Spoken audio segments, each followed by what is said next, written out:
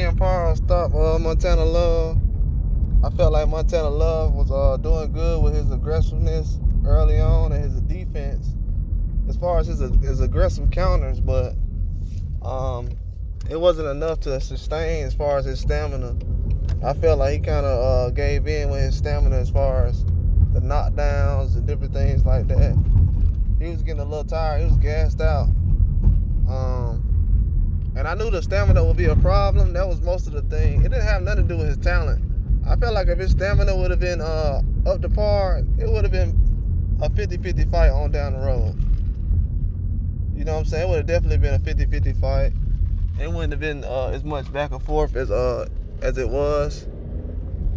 I mean, as far as the back and forth, as far as the countering and different things, I feel like it would have been more setups and different things like that. But with the stamina, the way Montana Love was, he couldn't do nothing but try to fight Liam off of him. And I feel like Liam was a little out of place a little bit, but that's how he fights.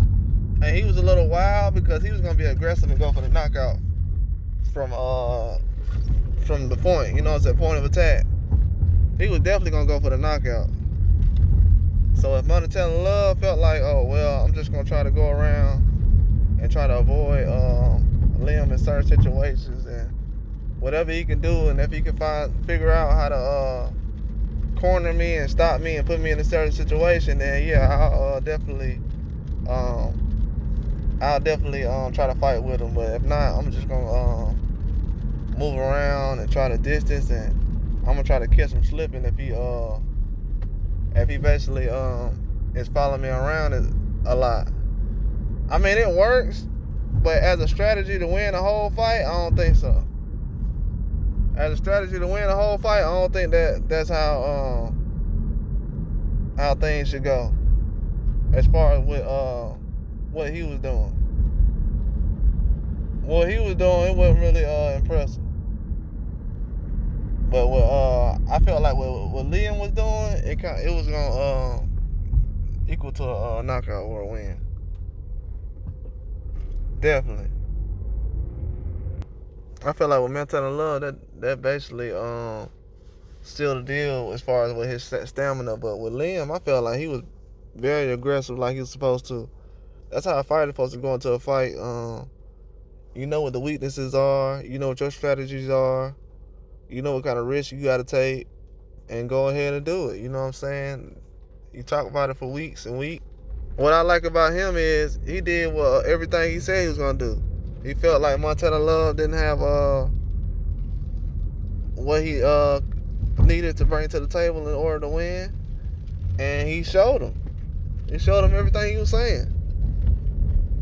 Everything, which I seen also, and I felt like he could exploit. And that was basically what I had kind of predicted, a knockout.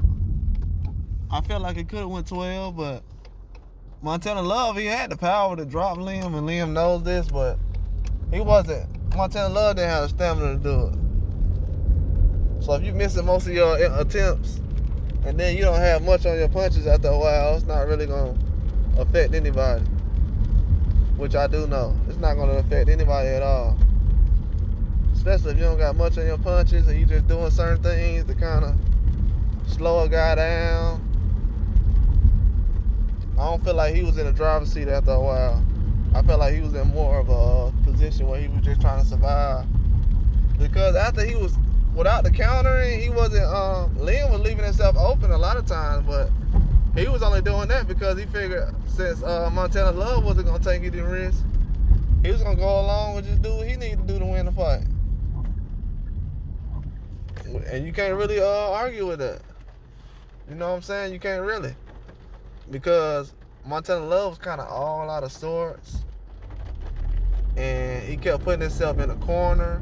Liam wasn't being super aggressive, trying to put him in the corner, but when he was catching him up top, it was hurting Montana Love. And when he dropped him the first time, it was from basically long distance. It wasn't close up. It was rangy. It was a rangy punch. It wasn't something that caught him like face to face. Now the second knockdown, it was a lot closer because Liam felt, okay, You know what I'm saying? He ain't gonna smother my punches, so let me just try to get in the inside and try to knock him down. I think he had hit him with a left hook and a straight right, and it dropped him. I think he did that combination like twice. It was the same combination. And then the third time, when they just called the fight off, that's when Montana Love was trying to make it seem like, oh yeah, I was protecting myself. Yeah, you were. You were protecting yourself, but after you get knocked down twice like that, like, bro, your feet went in the air twice. After your feet goes in the air twice, it's kind of like, it's a safety concern at this point. You know what I'm saying? So people are going to really try to question, okay, where is he going with this? Is he going to try to fight his way out of this situation, or is he just going to let him do whatever? So I felt like that definitely was a situation. You know what I'm saying? He had to fight his way out, and he couldn't do it. And after those knockdowns, and you ain't protecting yourself, it just kind of became a safety concern. I felt like it was a little early.